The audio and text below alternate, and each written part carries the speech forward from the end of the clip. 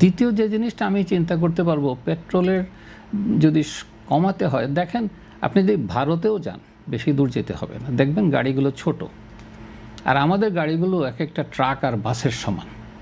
যে দেশে সরকারি গাড়ি, ট্রাক আর একটা লোক যাবে, আপনি এত বড় গাড়ি চালাচ্ছেন কেন? সরকার এত বড় গাড়ি, সরকারি তো অধিকাংশ তেল খরচ করছে, বিশাল বিশাল গাড়ি সব সরকারি। সচিবালয়ে যান, 1800, 2000, 2500 সিসির নিচে গাড়ি নাই।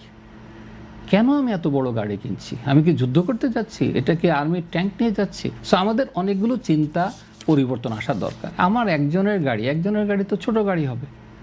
আমি আমার নিজের গাড়ি 900 সিসির গাড়ি চালাই, অফিসের গাড়িটা না, কিন্তু সরকার বা আমার নিজের গাড়ি 900। আমি কোনো সময় 1000 সিসির উপরে গাড়ি কিনি নাই। কেন কিনি নাই?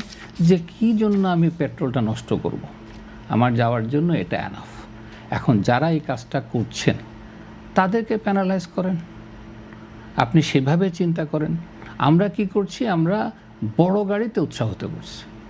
এইটা থেকে, সংস্কৃতি থেকে বেরিয়ে যেতে হবে। তেলের দাম আজকেই প্রবলেম হচ্ছে, আগামীতে আরও বড় প্রবলেম। উনি যেটা বললেন, অনেকগুলো পেট্রোল রিফাইনারি নষ্ট হয়ে গেছে, এগুলো তৈরি হতে 1 বছর সময় লাগবে। 1 বছরও সম্ভব না, সম্ভব হবে না। তো তাহলে এই ক্রাইসিসটা কিন্তু চলবে, দাম আলটিমেটলি কিছু না কিছু বাড়বে। এই মুহূর্তে তো সরকার বলছে যে আমি বাড়াচ্ছি না ইনফ্লেশন, কিন্তু দেখেন ইনফ্লেশন অন্য দিক থেকে আসবে। সারা পৃথিবীতে পেট্রোলের দাম বেড়ে গেছে, তার মানে হচ্ছে গমের দাম বেড়ে যাবে, তার মনে হচ্ছে সয়াবিন তেলের দাম বেড়ে যাবে।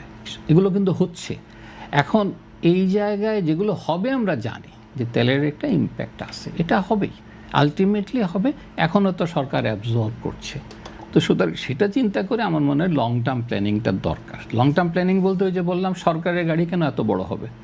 একজন অফিসার ব্যক্তিগতভাবে গাড়িতে যাবেন, কেন আপনি 1800, 2000, 2200 সিসির গাড়ি নিয়ে যাবেন? আপনি যান পৃথিবীতে। আমার এক ইন্ডিয়ান বন্ধু একবার বলছিল বাংলাদেশে এসে, বললো তোমাদের দেশে সবাই ট্রাক আর বাস চালায়।